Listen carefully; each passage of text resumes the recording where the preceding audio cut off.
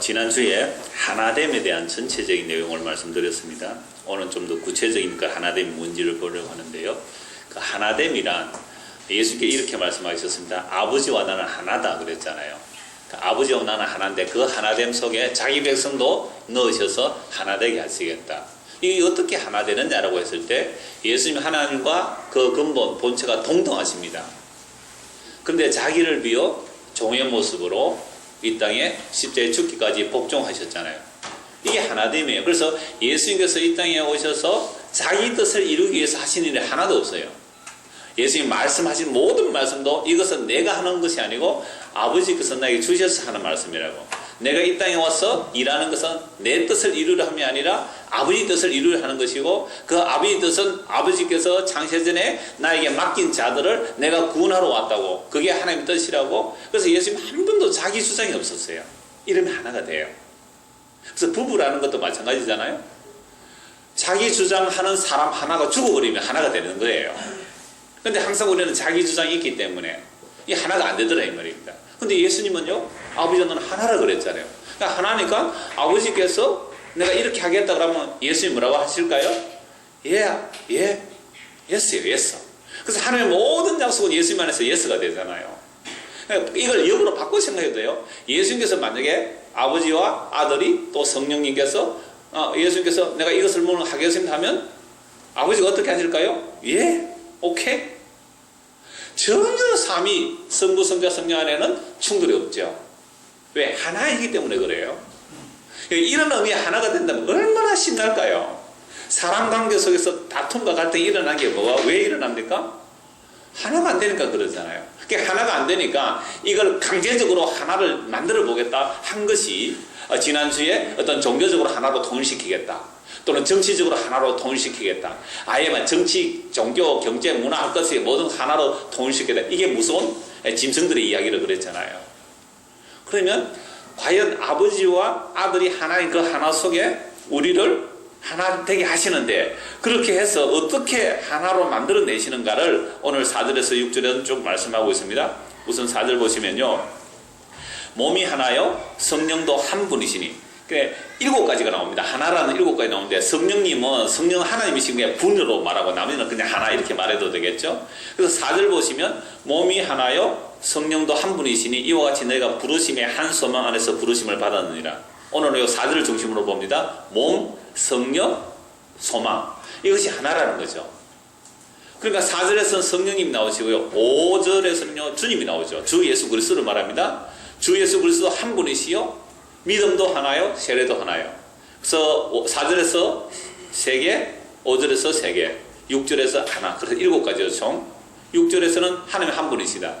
자, 4절, 5절, 6절에서 성령님, 5절에서 주 예수 그리스도, 6절에서 하나님. 3위가 다 나오죠. 이 삼위일체를 그러잖아요. 우리가 삼위일체. 물론 삼위일체라는 말은 성경에 없습니다만은 여기서 나오잖아요. 성부, 성자, 성령이 한 분이신 거예요. 여기에서는 서로 충돌이 없다 그랬습니다. 전혀 충돌. 이걸 하나라 그래요. 그럼 부부가 일심동체라 그러잖아요. 일심동체일 때에는 제가 지난주 그 얘기 했습니까? 그 잘했군 잘했어 그 노래 있잖아요. 여보 뒷뜰에 뛰어놀던 뿅아리 보아서 내가 몸보신 하려고 잡아먹었어 이러니까 부인이 뭐라 그래요? 잘했군 잘했군 잘했군 잘했어 그랬잖아요. 그래 또 이렇게 남편이 묻죠. 여보 그 뒷뜰에 송아지 한 마리 보아서 하니까 보았지. 어째서 시동생 장가 가는데 보태다가 잘했군 잘했어. 이거 뭐예요? 일심동. 이거 행복이잖아요. 그러니까 이 아버지와 아들 사이에 충돌이 없듯이 우리가 그리스도의 한 몸으로 부르심을 입었다면 한 마음, 한 뜻, 한 말을 하는 거예요. 한 마음과 한 뜻과 한 말을, 같은 말을 하는 거죠. 근데 이게 안 된다는 거죠. 왜? 우리는 아직도 뭐가 있어서 그렇습니까? 옛사람, 옛자가 아직도 펄펄 살아있으니까 이게 하나가 안 되더란 말이에요. 그래서 고린도 교회 안에도 같은 성령을 받았는데도 막 분란이 일어나잖아요. 이런 것들이 어떻게 주께서 하나로 만들어 가시는가 오늘 말씀 통해서 보려고 하는데요. 그래서 성경을 보고 우리가 신앙생활을 한다는 것은 사람이 뭔가 이런 일을 멋있게 잘해서 하나님께 영광 돌렸다 이런 이야기가 아니에요. 하나님께서 어떻게 예수 그리스도 안에서 자기를 이루어내셨는가. 그래서 예수님이 도대체 누구신가, 그분이 이루어내신 일이 뭔가, 그분이 하신 일을 알고 믿는 것, 이게 신앙입니다. 우리는 자꾸만 거꾸로 말하고 있는데요. 하나님께서 행하신 그 일이 어떠한지를 알고 그분께서 오늘 우리에게 하시고자 하는 것이 뭐라고요? 하나 되자는 겁니다. 하나 속에 넣어주는 거죠. 그럼 그 하나가 뭔지를 이제 7가지로 말씀했는데, 오늘은 몸이 하나요, 성리 한 분이시요, 소망이 하나라고 했습니다. 그럼 몸이 하나라고 말할 때 이 몸이 하나인 것을 로마서 7장에서 한번 찾아보겠습니다. 로마서 7장을 펼쳐주십시오.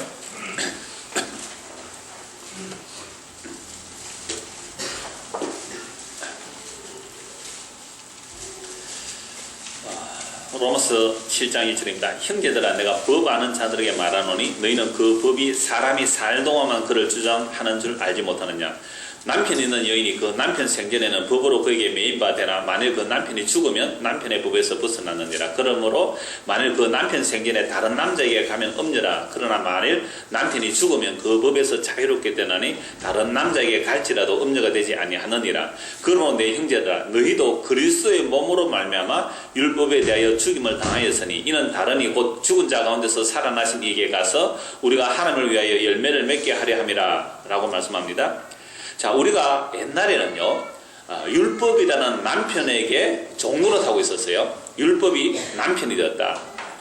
물론 유대인들에게는 율법이 주어졌지만 이방인들은 뭐가 주어지죠? 양심의 법이라는 게 주어집니다. 그러니까 모두가 법 아래 있는 거죠. 그러니까 법 아래 있다는 말은 죄 아래 있다는 말이에요. 법이 없으면 죄가 없기 때문에 그럽니다. 그러니까 유대인들은 율법이 주어지고 이방인들은 양심의 법이 주어지는 겁니다. 그러니까 이 법 아래에 산다는 것은 이미 선악과를 따먹었다 이 말이에요. 선악과가 율법을 말하거든요. 선과 악을 판단하는 거니까. 그래서 선악과를 따먹고 난 모든 인간들은 법의 종노릇하고 있습니다.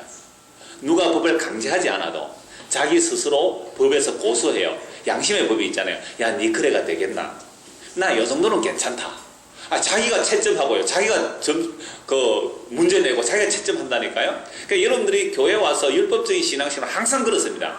자기 스스로 문제를 내고 자기 스스로 채점하잖아요. 여러분, 지난 일주일 동안 점수 몇 점 주겠습니까? 여러분들 채점한다면 일주일 동안 적어도 공예배 다 참석해야 되잖아요. 공예배가 뭐죠? 공예배가 뭐죠? 주일 낮, 저녁, 또 수요일, 또 금요일, 또요, 새벽기도는 왜 안 넣습니까? 새벽기도까지. 공예배 다 참석하면 거기다가 기도도 하고 성경도 읽었으면 한 100점 만점에 100점을 준단 말이에요. 이런 점수를 매기는 것이 우리에게 가장 익숙해져요. 신앙생활 할 때. 야, 나는 몇 점 받았어, 몇 점 받았어. 이게 뭐 아래 있는 모습이라고요? 법 아래 있는 모습. 그러니까 법 아래 있다는 것은요, 정죄 아래 있는 것이고요, 그 심판 아래 있는 겁니다. 그러니까 우리가 태어나면서부터 선악과를 따먹은 아담의 후손들이기 때문에 우리 안에 법이 다 장착이 되어 있습니다.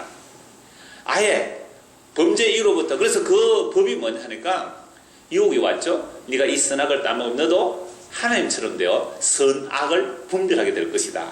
원래 선악은 하나님만이 결정하셔야 됩니다. 하나님이 선이라면 선이에요. 하나님이 악이라면 악이에요. 하나님만이 결정할 그 영역에 사단의 유혹으로 선악을 따먹음으로 잘못된 하나님이 된 거죠. 가짜 엉터리 하나님이 된 겁니다. 이게 우상이잖아요. 그래서 내가 선악을 판단하며 살아가는 그 모든 것들이 법 아래 있는 사람들의 모습입니다. 그래서 우리가 평소에 살아가면서 늘 저지른 죄가 뭐냐 하면요, 내가 주체가 되어서 내가 자기 중심적인 선악의 판단을 날마다 합니다. 안 한 적이 한 번도 없어요. 오늘 아침에 눈 뜨고 지금까지 살아오면서 지금 11시 30분인데요. 아침에 눈 뜨고 11시 30분까지 선악의 판단을 하셨습니까? 안 하셨습니까? 했죠. 예배당에 오면서도 선악의 판단을 합니까? 안 하셨습니까? 어떤 식으로 하느냐 하면 이렇습니다. 내가 운전해서 차가 싹 끼어 들어옵니다. 그럼 뭐라 그래요? 속에서 바로 욕 나오죠. 저 XX. 왜 욕합니까? 그 사람 바빠서 끼어들 수 있잖아요.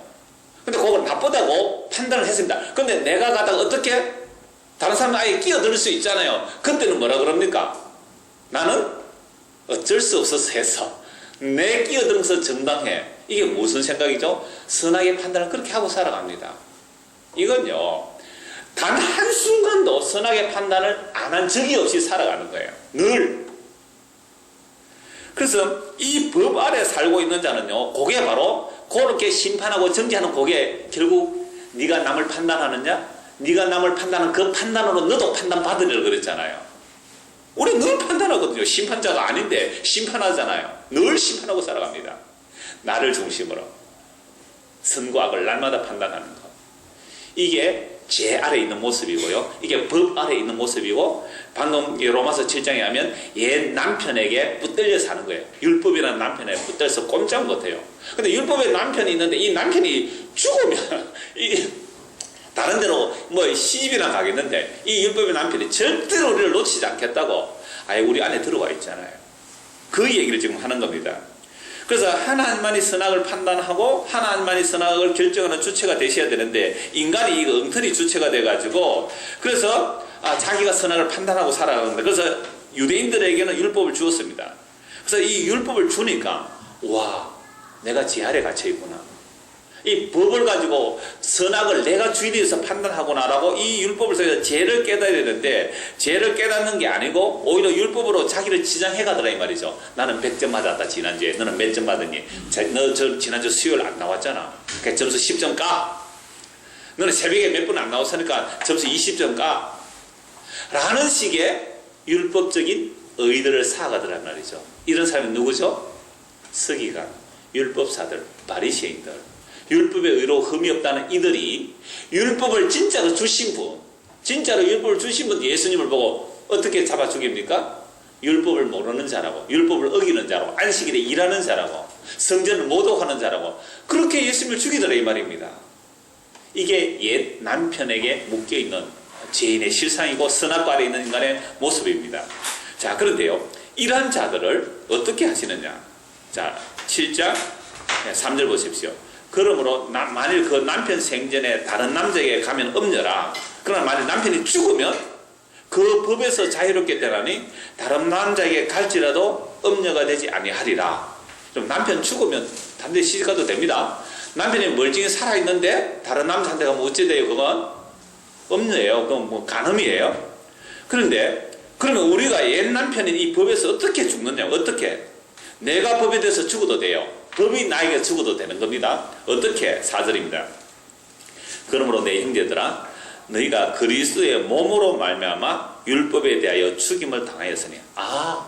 내가 죽었구나. 어디에 대해서요? 법에 대해서. 누구 때문에? 예수님 때문에. 내가 그리스도의 몸으로, 그래서 예수를 믿는다는 것은 우리가 그리스도의 몸에 붙는 거거든요.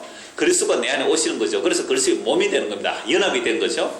그리스도의 몸으로 말미암아 율법에 대해서 죽임을 당했어요. 옛 남편에 대해서 죽임을 당했어요. 그래서 옛 남편이 우리 보고 뭐라 그래요? 뭐라고 말을 못해요.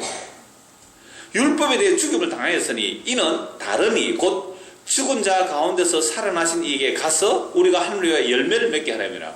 옛 남편, 율법의 남편은 죽어버렸잖아요. 그러니까 율법이 죽은 것이 아니라 내가 율법에 대해서 죽어버렸어요. 그러니까 이제는 누구한테 시집 왔다고요? 새 남편, 예수 그리스도에게 시집 와서 예수 그리스도의 몸이 되어버렸단 말이죠. 아니, 그건 예수님 혼자 하신 일이잖아요. 그렇죠. 예수님 혼자 하신 일이잖아요. 예수님 십자가에 죽으시고 부활하신 것은 2000년 전에 역사적으로 일어난 사건이잖아요. 그런데 2000년이 지난 오늘 우리가 회개하고 예수를 믿잖아요. 그러면 내가 오늘 예수를 믿어도 이게 묵시적으로는 시간이 없는 거거든요. 우리가 역사 속에, 시간과 공간의 역사 속에서는 시간 개념이 있습니다. 앞, 뒤, 전후가 있어요. 근데 이거 시간과 공간을 없애버려 보세요. 시간의 개념이 없다면 내가 지금 예수를 믿어도 2000년 전에 예수님과 함께 십자가에 못 박혀 죽는 것과 같은 거예요. 이걸 묵시라 그러고 우리가 살아가는 이 시간 공간의 역사를 그러잖아요. 역사는 앞, 뒤가 있잖아요. 근데 묵시 속에는 앞, 뒤가 없습니다. 뒤가 먼저 앞서요. 그래서 종말이 창조를 앞선다. 제가 우리 금요일 성경할 때 그 말씀 들었잖아요. 종말이 창조를 앞서요. 우리는 이렇게 생각하죠. 창조, 그 다음에 과정, 그 다음에 종말, 이렇게 역사적인 생각을 하잖아요. 근데 하나님은 종말이 창조를 앞서요. 종말을 만들어 놓고 창조해 나가시는 거예요. 종말을 완성시키고 창조를 해 나간다니까요. 그 종말이 완성이 뭡니까? 보좌에 계신 이와 어린 양께 모든 만물이 그 네 생물과 24장로들과 천군 천사들과 모든 피조물들이 모든 구속받은 자들이 다 보좌에 계신 이와 어린 양께 찬송과 존귀와 영광과 능력을 세세무도로 돌릴지어다. 이게 성경의 완성이거든요. 하나님 창조의 목적이잖아요. 이 창조의 목적을 이 창조의 목적을 먼저 설정해 놓으시고 만들어 놓으시고 창조를 해 나가시는 거예요. 그래서 에덴 동산을 만드시고 선악과를 만들고 생명나무 만드시는 것은 나중에 이 예수 그리스도 보좌에 계시는 어린 양께 찬송의 걸 돌리기 위한 전부 소모품들이 에덴 동산조차도 그게 무대 장치였어요. 뭘 완성을 위해서?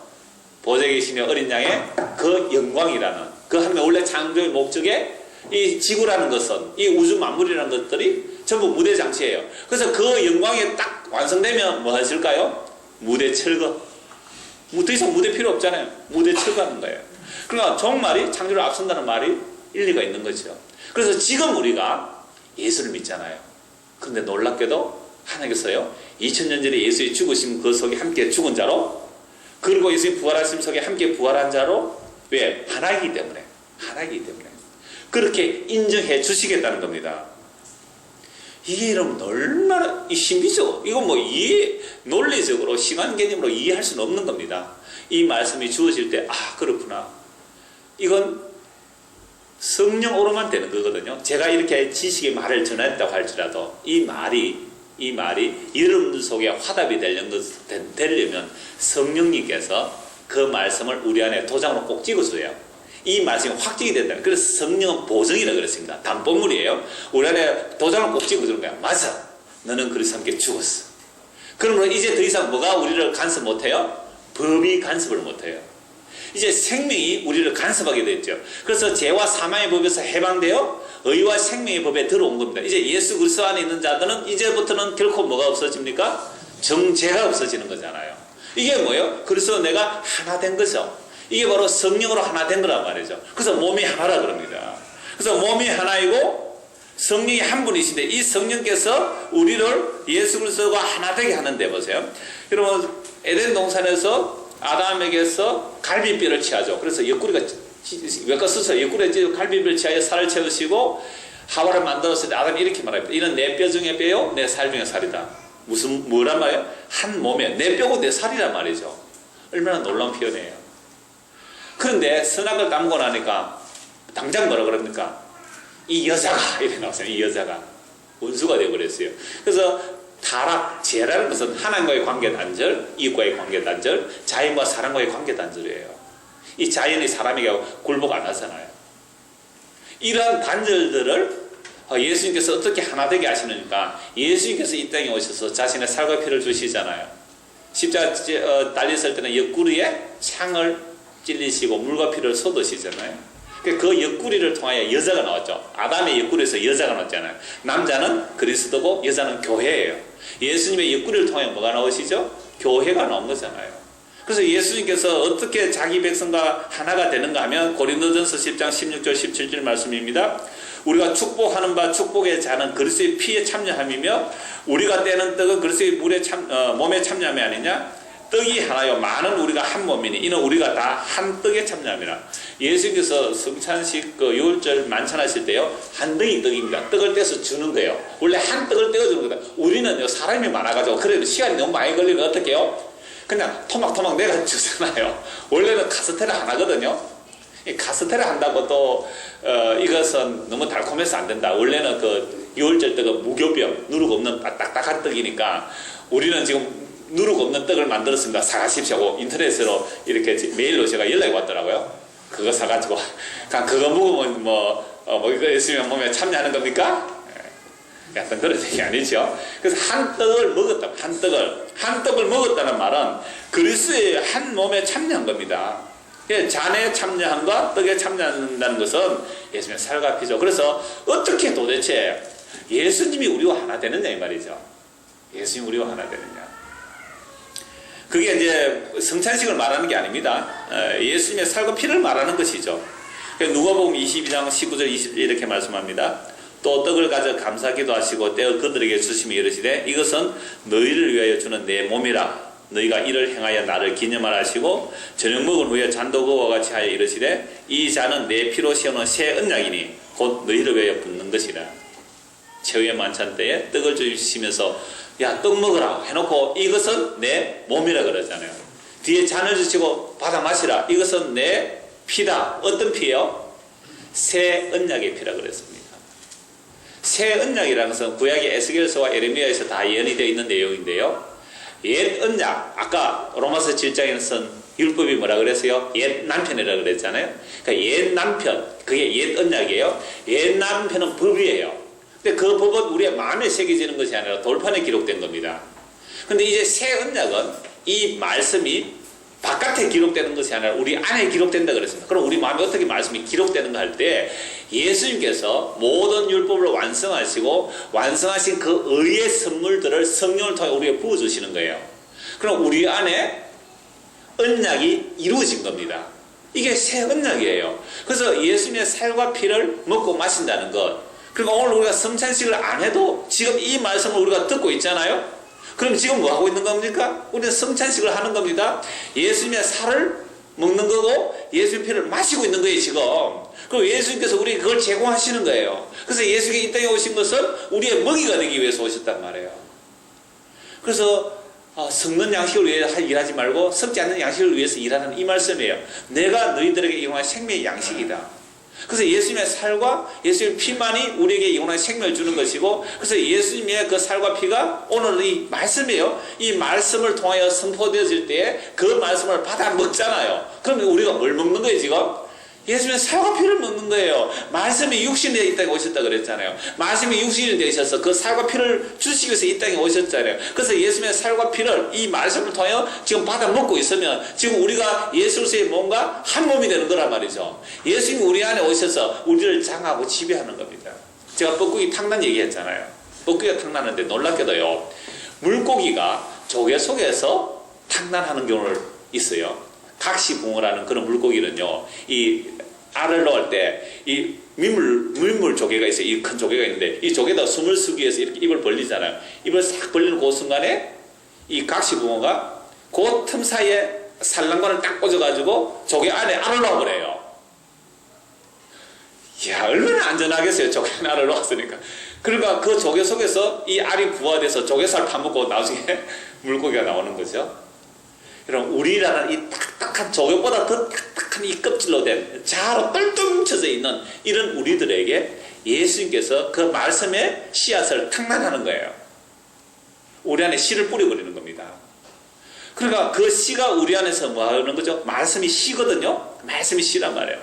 그래서 우리가 거듭난 것은 썩을 질 씨가 아니고 썩지 아니할 씨, 보배로운 보혈, 그게 베드로 사도에 하는 말씀이잖아요. 그 씨가 우리 안에 들어와서 이제 부화한 거예요.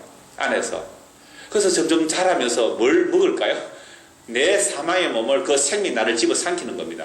그래서 내 안에 그리스도가 사신다는 것은 내가 죽고 그리스도가 사는 거거든요. 그래서 내 안에 그리스도가 살아 계셔서 결국 그 살과 피가 완전히 우리를 장악을, 처음에 내가 예수를 먹는 줄 알았잖아요. 그죠? 처음에 우리가 예수를 먹잖아요. 예수의 살과 피를 먹잖아요. 그래서 예수님께서 오셔서 이렇게 말씀하셨습니다. 내가 이 땅에 온 것은 섬기려 하는 것이 아니라, 성령을 받으러 온 것이 아니라 섬기려 하고 많은 사람들을 위해서 뭘 주러 왔다고요? 내 몸을 주러 왔다 그랬잖아요. 화목제물로 내 몸을 주러 왔다. 그래서 예수 말 구해 왔잖아요. 짐승의 구유에 오셔서 짐승 같은 우리가 먹히기 위해서 오신 거예요. 그런데 우리는 그 예수를 먹었어요. 우리가 먹고 싶어 먹은 거 아니잖아요. 예수님은 먹고 싶을 만한 떡이 아니거든요. 유대인들에게 그리끼는 것이고 이방인에게는 미련한 것인데 그 십자가를 누가 먹겠어요? 근데 주의 은혜로 먹었단 말이에요. 세상에 내가 예수를 먹었는데 예수가 나를 먹기 시작하네요. 내가 예수를 먹었는데 예수가 나를 먹어버리더란 말이죠. 우리가 술을 먹을 때 처음에 내가 술을 먹잖아요. 근데 좀 있으면요, 술이 술을 먹어요. 나중에 술이 나를 먹어버리죠. 술 드신 분 아시면서 모른 척하고 계시는 것 같아요. 처음에 내가 술을 먹는데 나중에는 술이 술을 당긴다고요? 나중에 술이 나를 먹어버려요. 처음에 내가 예수 믿는 줄 알았어요. 교회도 내가 오는 줄 알았단 말이에요. 내가 예수 믿고 안 믿고 하는 줄 알았는데 나중에 보니까 예수가 나를 먹고 있더란 말이죠. 그래서 내가 예수에게 몽땅 집어삼키면 끝! 그게 구원이에요. 얼마나 좋고 행복해요. 근데 우리는요, 안 먹히려고, 안 죽으려고. 이게 예수님께서 살과 피를 주셔서 한 몸 만들어 가시는 모습이다 이 말이죠.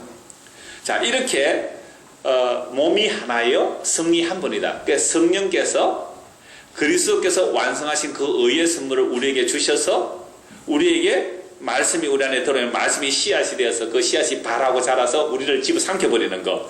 그렇게 되면 그리스도의 몸이 되는 거예요. 그래서 자아는 자꾸만 해체되는 겁니다. 이 놀라운 은혜인데요. 아까 선악과 따먹고 나서 엉터리 자아가 생겼다 그러잖아요.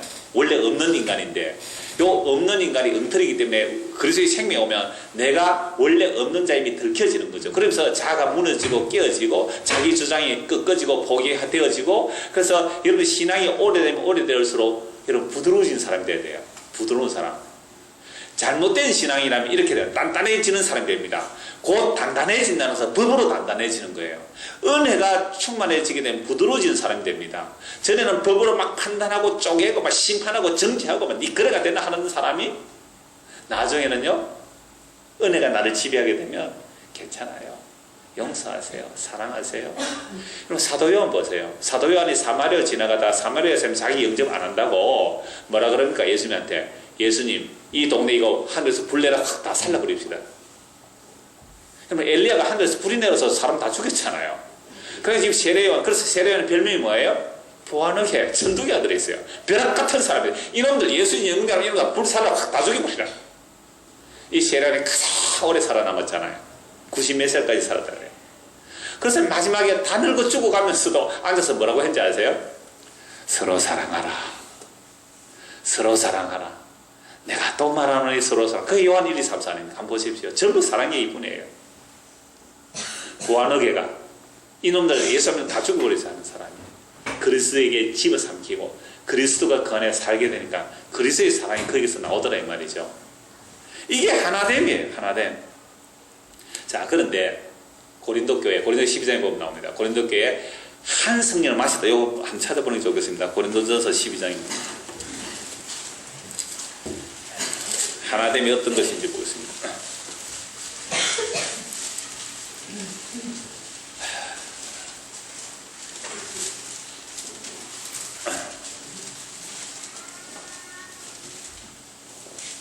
자, 1절에서 먼저 보겠습니다. 형제들아 신령한 것에 대하여 나는 너희가 알지 못하기 원하지 아니하노니 너희도 알거니와 너희가 이방인으로 있을 때에 말 못하는 우상의 예로 끄는 그대로 끌려갔느니라. 그리스도 안에 들어오지 못한 상태에는 우상이 끌면 끄는 대로 끌려갔습니다.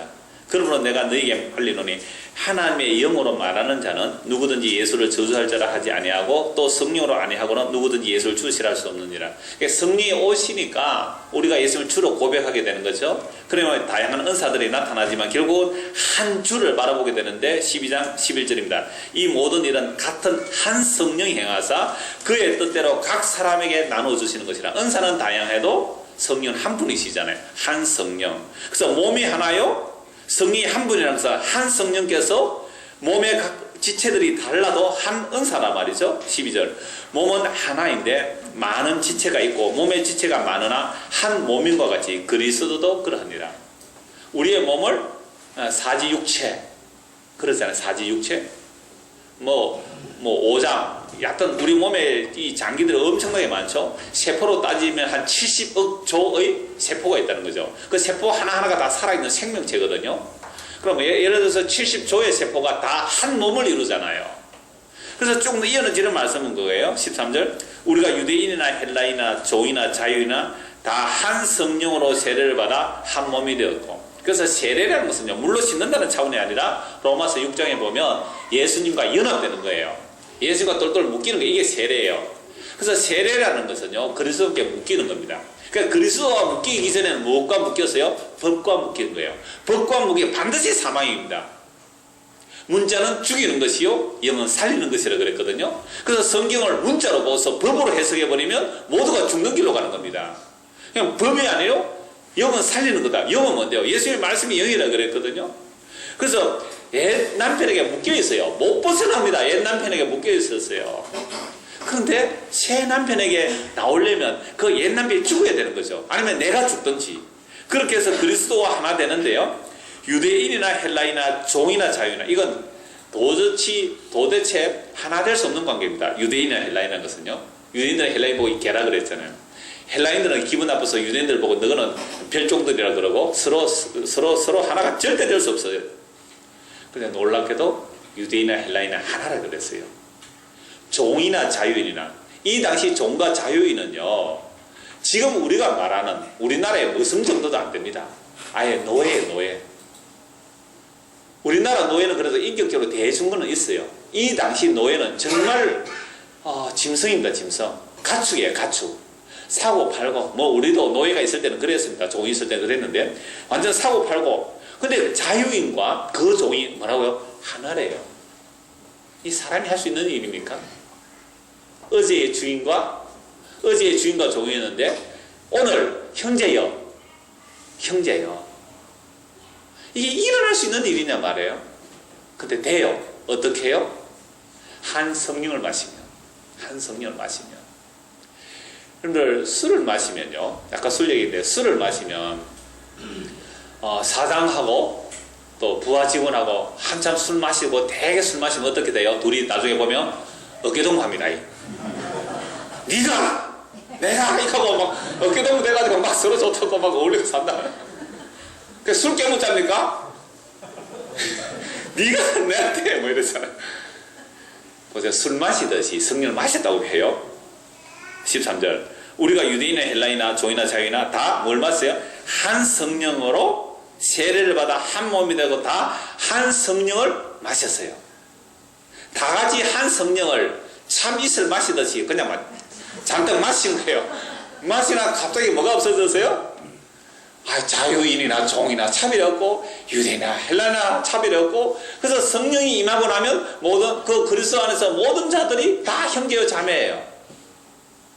그래서 에베소 5장에 나가면 너희는 뭘 받으라? 성령의 충만을 받으라. 성령이 충만하지 않으면 내하고 조금 말 다르게 한다고 막 잘라내요. 내하고 말 좀 다르게 잘라내더란 말이에요. 우리 안에 일어나는 일이죠. 조금 다를 수 있잖아요. 근본적인 하나 되면 저는 이렇게 봐요. 많은 사람이 저에게 질문하는 경우가 있거든요. 그럼 목사님은 도대체 뭘 하나로 봅니까? 라고 했을 때 저는 아주 간단하게 이렇게 대답합니다. 내가 전적인 죄인입니다. 그리고 우리가 구원을 받는다는 것은 전적인 은혜입니다.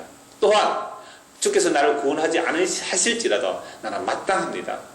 적어도 요 정도 고백하면 나는 한 형제로 바뀌었습니다. 다시요. 전적인 죄인입니다. 그래서 구원은 전적인 은혜입니다. 구원받지 않는 것이 지것이 당연합니다. 그런데 어떻게 나 같은 죄를 구원해 주셨나요? 주의 은혜의 영광을 찬송해서 나를 구원해 주셨군요. 그럼 자기 사람 하나도 넣을 수가 없잖아요. 주님이 행하신 그 은혜만 찬송하잖아요. 저는 그렇게 말해주면 그 사람을 저는 형제로 받아요. 물론 이것과 또 시비 이렇게 걸 수 있겠지만 저는 정말로 그 사람의 신앙 고백이 그러하다면 저는 그 사람이 감리교 오든 그 사람이 순복음에 나가든 그 사람이 장로교도 무슨 상관이 있어요? 정말 그 고백이 진정한 고백이라면 지식의 유무와 상관없이 신분에 상관없이 제가 정말로 그분이 귀한 형제로 보이더라 이 말이죠. 근데 얘기하는데 뭔가 툭툭 튀어나오는 것이 자기 의가 나오고 자기 자랑이 튀어나오고 이런 것들을 경렬이 나면요 막 가슴이 답답해집니다. 이 사람이 도대체 내가 한 몸인가 아닌가. 이게 고린도 교회에 한 성령을 마셨다면 한 주를 고백하게 되는데 왜 너희는 바울파 아볼로파 이런 파당이 생기느냐. 그건 엉터리다고 책망하는 말씀이거든요. 그래서 한 성령을 마시니까 몸은 한 지체뿐만 아니라 여럿이니 발이 손보고 뭘 안 그랬잖아요. 눈이 코보고 뭘 안 그래요. 이서구야 이야기 제가 종종 말씀드렸죠. 어떤 그 몸 안에 지체의 싸움이 일어나는 거예요. 그러니까 공동 다툼이 일어나는 거죠. 몸 안에서 손이 그럽니다. 야, 이 몸 하나인데 손이 지체니까 내가 음식을 들고서 입에 넣어주지 않으면 어떻게 음식을 먹겠니? 그러니까 손이 제일 중요해. 발이 있다가 그러면 음식을 보러 내가 가지 않으면 어떻게 가겠니? 발이 제일 중요해. 눈이 있다고 뭐라 그럴까요? 내가 안 보면 너희들 어떻게 먹을 수 있겠니? 눈이 제일 중요하다 그래요. 그러니까 입은 아무 할 말이 없어요. 맨날 입 니는 가만히 있고 우리가 노력해서 입에 넣어주니까 신경질나. 이제부터 입 너에게 음식을 안 넣어주겠어 하고 음식을 안 넣어줬어요. 제일 힘든 게 뭐예요? 손과 발이 덜덜 떨립니다. 하루만 음식 안 넣어주면. 여러분 이런 일이 있을 수 있나요? 없지요. 손이 부러지면 머리가 제일 무거운데 머리를 받치니 목에다가 기부서 해가지고 이 무거운 또 목에 걸쳐 놓는다고요. 목이 뭐라 그럴까요? 내 머리 받치는 것도 힘들거든. 떨어져 나가고 기부상 안 풀어요. 왜? 만약에 팔 없으면 나중에 뒤통수 간지러면 어떻게 해요? 이거 긁어야 되는데. 그러면 벽에 대고 이렇게 긁을까요? 손이 있어서 얼마나 유익한데요. 몸만에는 다툼이 안 일어납니다. 그런데요, 그리스도의 한 몸만에 다툼이 일어나도록 해요. 이게 옛자예요. 아주 옛사람이에요. 그래서 주께서 우리에게 오시면 이걸 덜추어내는 거예요. 말씀을 통하여. 그래서 교회로 모이면 내하고 하나 되는 게 없어요. 그래서 막 싸우고 찢고 뽑고 덜추어내면서 우와, 내가 그리스도의 몸으로 하나됨으로 부름을 받았는데 내가 아직도 이런 엉터리구나. 주여, 그러하오니 주께서 나를 당신의 몸 삼아 주시지 않으면 안 되겠군요. 주여, 날 더 부숴주시고 날 더 깨워주시고 당신의 살과 피로 나를 더욱 한 몸 되게 하옵소서 라고 회개하고 예수를 믿게 하는 것. 이게 몸이 하나요? 성리 하나예요. 자, 이런 자들의 특징은 반드시 소망도 하나가 나타납니다. 이 소망에 대해서는 너무 많은 양이라서 다음 주에 다시 한번 소망에 대해서 말씀드리겠습니다만은 한 곳만 말씀을 보고 말씀을 맺겠습니다. 소망이 하나라는 말씀 한 곳만 보겠습니다. 로마서 보겠습니다. 로마서 8장입니다. 로마서 8장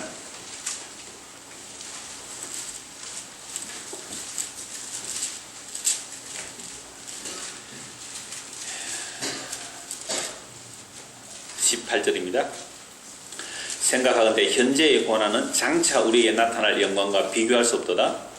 피조물이 고대하는 바는 하나님의 아들들이 나타나는 것이니 피조물이 허무한데 굴복하는 것은 자기 뜻이 아니요 오직 굴복하게 하신 이로 말미암음이라. 그 바라는 것은 피조물도 썩어짐의 종로로 탄 데서 해방되어 하나님의 자녀들의 영광의 자유에 이르는 것이니라. 여기서 22절 바라는 것이 나오잖아요. 이 세상의 모든 피조물들이 지금 단식해요. 꽃들이 단식하고 짐승들이 단식하죠. 다 단식해요. 왜 단식합니까? 썩어짐의 종로로 타고 있기 때문에. 그러므로 그 한 바람, 한 소망이 뭐냐?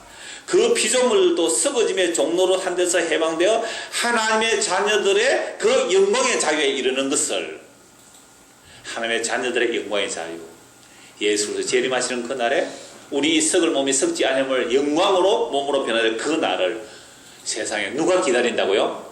피조물들이 기다린다는 거예요. 그런데 만물의 영장이라는 우리는 그 주님의 영광을 기다리지 않죠?